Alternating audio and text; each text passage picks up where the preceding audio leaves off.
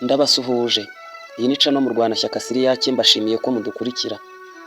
Turi mu ruhererekane rw'ibiganiro bivuga ku nkomoko y'amatorero yegamiye ku buprotesitanti cyangwa afite imyizerere ikomoka ku giprotesitanti cya Martin Luther. Mu biganiro bishize twabonye inkomoko y'amatorero abiri, itorero ry'abapresibiteriyeni ndetse n'itorero ry'abapantekote. Ubu tugiye kurebera hamwe inkomoko y'ababatisita. Turi buze kureba uko babayeho hanze y'u Rwanda n'uko iryo torero ryaje kugera mu Rwanda. Iyi ni Cano mu Rwanashyaka Siriyake, mbahaye ikaze. Mushobora kuba muzi igitabo cyitwa Umugenzi. Ni inkuru y'urugendo rw'umwuka rwa Mukristo ava mu mudugudu wa Rimbukiro ajya mu rurembo rwa Yerusalemu nshya. Icyo gitabo cyanditswe na Bunyani wabayeho mu mwaka w'igihumbi kimwe magana atandatu makumyabiri n'umunani kugeza mu mwaka w'igihumbi kimwe magana atandatu mirongo inani n'umunani. Akaba yari umuvugabutumwa mu gihugu cy'Ubwongereza. Yari muri kimwe mu bice by'abantu batashakaga kuba Abangilikani. Yohani Bunyani yari umubatisita, ni ukuvuga ko atashoboraga kwemera umubatizo w'abana bato. Icyakora we yemera uw'abantu bakuru kuko bashoboraga kwihamiriza kwizera kwabo. Kera cyane itorero ry'ababatisita ryubatse za paruwase nyinshi mu Bwongereza. Uretse ko kenshi na kenshi izo paruwase zagiye zihura n'ingorane nyinshi ku buryo abantu baryo bagiye barenganywa cyane. Mbese twavuga nka Yohani Bunyani wandikiye igitabo cy'Umugenzi mu buroko.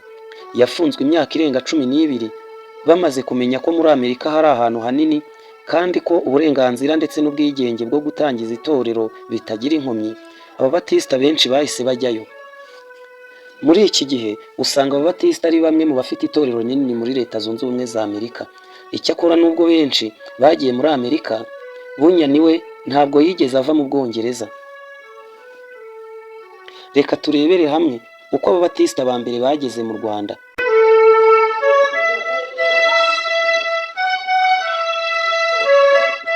Ababatisita baturutse mu Burundi barasukira mu majyepfo y'u Rwanda mu mwaka w'igihumbi kimwe magana cyenda makumyabiri n'umunani. Niho umurimo w'ivugabutumwa utangijwe mu Burundi na misiyoni y'ababatisita b'Abadanwa. Babitaga Mission Baptiste Danoise MBD. Uyu murimo w'ivugabutumwa by'amatorero y'ababatisita waje kwaguka ugera mu majyepfo y'u Rwanda. Umwe mu bapasitori ba mbere ni Eliakim Gituro. Mu majyepfo y'u Rwanda ku mupaka w'u Rwanda n'u Burundi habanje kuvuga ubutumwa na misiyoni ya Kigeme y'Abangilikani. Abaturage bo ku mupaka w'u Rwanda n'u Burundi bahoraga bajya mu bufundu guhakwa ku mutware witwaga Semugeshi. Binjiwemo n'icyifuzo ko ubutumwa bw'Abangilikani bwahagera. Abo bagabo babiri bitwaga Semajangwe na Zikamabahari bajya gusaba ko baboherereza abavugabutumwa. Itorero ry'Ikigeme ribohereza Eliya Nyagasiga ndetse n'umugore we. Mu mwaka w'igihumbi kimwe magana cyenda mirongo itatu na gatandatu nibwo uwo muryango wageze i Nyantanga urahatura uhavuga ubutumwa. Bahageze babura inzu bacumbikamo maze bajya gucumbika ku mukristo w'umugaturika witwaga Zikamabahari, ndetse uwo mugabo yaje guhindura idini. Bamaze igihe kirekire bavugira ubutumwa mu nzu ye kubera ko nta rusengero bari bafite. Bitinze baza gusurwa na misiyoneri wari uvuye ku Kigeme. Uwo ni uwitwa Bwana Brezilie wari warageze mu Rwanda mu mwaka w'igihumbi kimwe magana cyenda mirongo itatu na kane. Bwana Brezilie yagiye kwa shefu amusaba ikibanza cyo kubakamo inzu y'Imana, amwemerera kubaka i Nyantanga. Mu mwaka w'igihumbi kimwe magana cyenda mirongo itatu na karindwi mu mpera z'uwo mwaka, Nyagasiga n'umugore we bimuriwe ahandi. I Nyantanga bahohereza abandi bavugabutumwa. Bahohereje Dekoniyasi na Daniel Kabwana. Bavugaga ubutumwa bakanigisha gusoma no kwandika. Ku minsi mikuru y'itorero abakristo bakoraga urugendo rurerure cyane bakajya guteranira ku Kigeme. Mu mwaka w'igihumbi kimwe magana cyenda mirongo itatu n'umunani ba misiyoneri Brezilie Smith bo muri Anglikani na Bwana misiyoneri Hans Heming wo muri misiyoni y'ababatisita b'Abadanwa MBD bahoraga bahura bakaganira ku murimo w'Imana. Barumvikana basinyira amasezerano yo gushyira imipaka igabanya ibice itorero Anglikani rizavugamo ubutumwa n'ibice itorero ry'ababatisita rizavogera rijyanamo ubutumwa. Bumvikana ko amajyepfo y'u Rwanda ahariwe ababatisita. Ubwo rero Abangilikani b'Imyantanga bahinduka batyo ababatisita. Bongeraho kandi ko hazaba ha misiyoni y'ababatisita y'Irubura mu Burundi. Bemera batyo ariko babyemera bagononwa kuko batashakaga kwerekeza ku ruhande rw'Abarundi. Nyuma yo gusinya, Dekoniyasi na Daniel Kabwana b'Abangirikani basimburwa n'abavugabutumwa b'Abarundi babiri ari bo Apolo Kimoko na Timoteyo Ntiruteba. Muri uwo mwaka wose abayoboke b'iryo torero bariyongereye cyane, habaho ububyutse bugaragara, bakoraga ibiterane, abantu bakatura ibyaha, bagahamya Kristo hose, bikagaragara ko bakuze mu bugingo mu buryo bw'umwuka.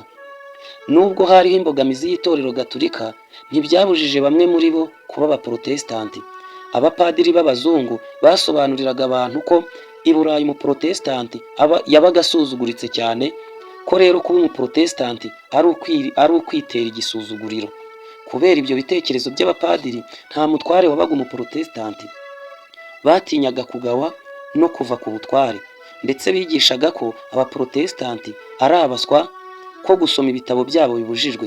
Ariko nubwo byari bimeze bityo, ntibyabujije itorero ry'Ababatisita gutera imbere.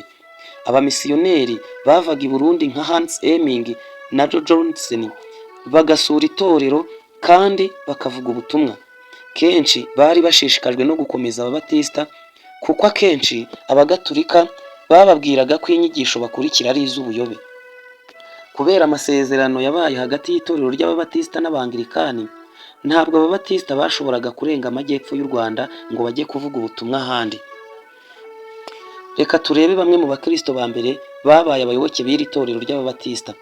Ku itariki ya 27 z'ukwezi kwa karindwi 1941, nibwo umuvugabutumwa w'Umurundi witwa Oteniyeli Ntamuti yabatirishije abantu 32.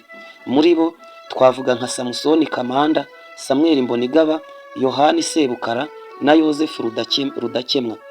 Uwo ni wo mubatizo wa mbere wabereye i Nyantanga.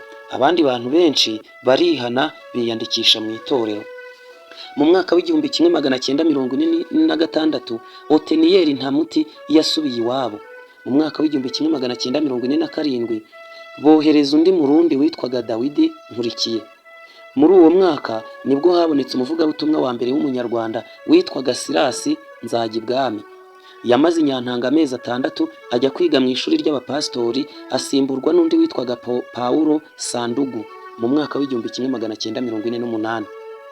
Mu mwaka w'1959 yaje gusimburwa n'undi munyarwanda witwaga Dawidi Baziga. Mu mwaka w'1962 nibwo i Nyantanga habaye umupasitori wa mbere, akitwa Pasitori Eliyakimu Gituro.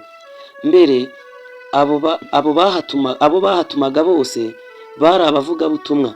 Urebye wasangaga kugeza mu 1962 Ababatisita bo mu Rwanda bagenderaga ku Babatisita bo mu Burundi, ariko ari naho bajya kwigira.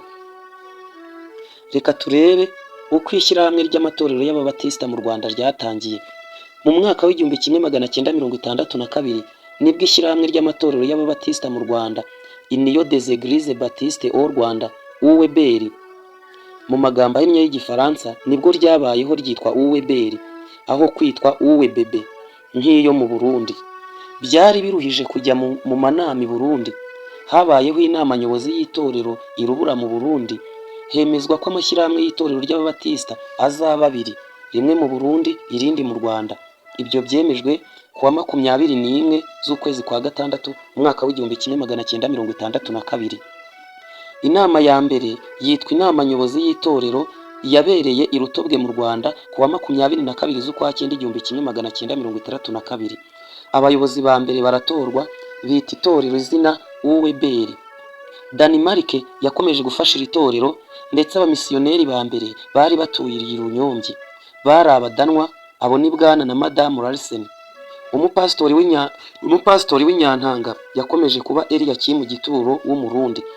Kuva kuwa 22 z'ukwezi kwa 9 umwaka w'1962 niho Runyombyi yabaye itorero ryigenga. Pasiteri waho akaba Yohani Mirango. Iyo bavuga UEBR mu Rwanda humvikana Nyantanga na Runyombyi gusa. Buri misiyoni yari ifite inama zayo zikitwa inama za paruwase, ariko buri mwaka bagahurira mu nama rusange no mu nama nyobozi ya UEBR. Muri make bari bakennye, ariko bashoboye kubaka ivuriro rito i Runyombyi, hashingwa n'amashuri. Kugira ngo amashuri abone ubuzima gatozi, yagombye kwisunga amashuri y'Abaperesibiteriyeni. nyuma gato habaho ibitaro ababyeyi babyariramo n'ishuri ry'imyuga mu mwaka w'igihumbi kimwe magana cyenda mirongo itandatu na kane. Abakristo biyubakiye imidugudu twakwita amashapeli, ndetse biyubakiye n'insengero zimwe na zimwe mu mwaka w'igihumbi kimwe magana cyenda mirongo itandatu na gatanu. Uweberi yatashye ishuri ryisumbuye ry'Irunyombyi.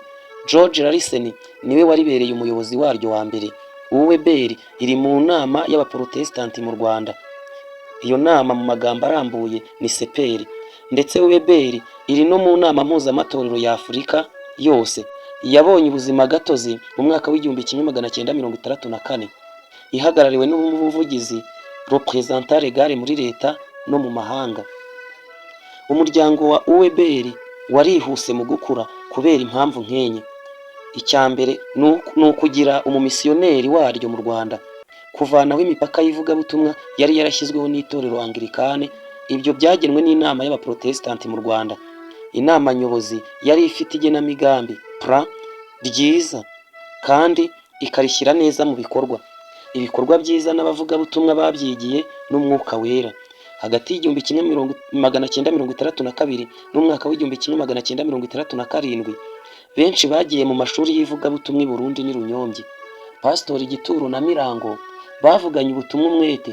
Gituro yerekeza ya Butare, naho Mirango yerekeza ya Gikongoro. Bagenda bashyiraho abigisha gatigisimu n'abavugabutumwa. Mu mwaka w'igihumbi kimwe magana cyenda mirongo irindwi, umurimo wari umaze kwaguka ugeze muri perefegitura, mu maperefegitura 6: Gitarama, Butare, Cyangugu, Gikongoro, Kibuye na Kigali. Abo bapasitoro bitanga cyane kandi bakita cyane ku ivugabutumwa, ku rubyiruko, ku ishuri ryo ku cyumweru, ku bumwe bw'abadamu, ubumwe bw'abagore b'Ababatisita bwashinzwe mu mwaka w'igihumbi kimwe magana cyenda mirongo itandatu na karindwi. Ku wa 25 z'ukwezi kwa cyenda umwaka w'igihumbi kimwe magana cyenda mirongo itandatu na karindwi nibwo ishuri ry'abapasitori ryatangiye i Runyombyi, ariko riza kwimurirwa i Nyantanga n'umuyobozi waryo bwana Knud Ron Hansen mu mwaka w'igihumbi kimwe magana cyenda mirongo itandatu n'umunani. Ubu abapasitori bigira i Butare mu ishuri rya teolojiya y'abaprotesitanti Pias, n'abavugabutumwa bigira i Nyantanga. Ntabwo twasoza ikiganiro tutavuze nanone ku bumwe bw'Ababatisita cyangwa se ku ihuriro ry'Ababatisita nanone ryaje rizanywe n'abamisiyoneri bari baturutse mu Bwongereza.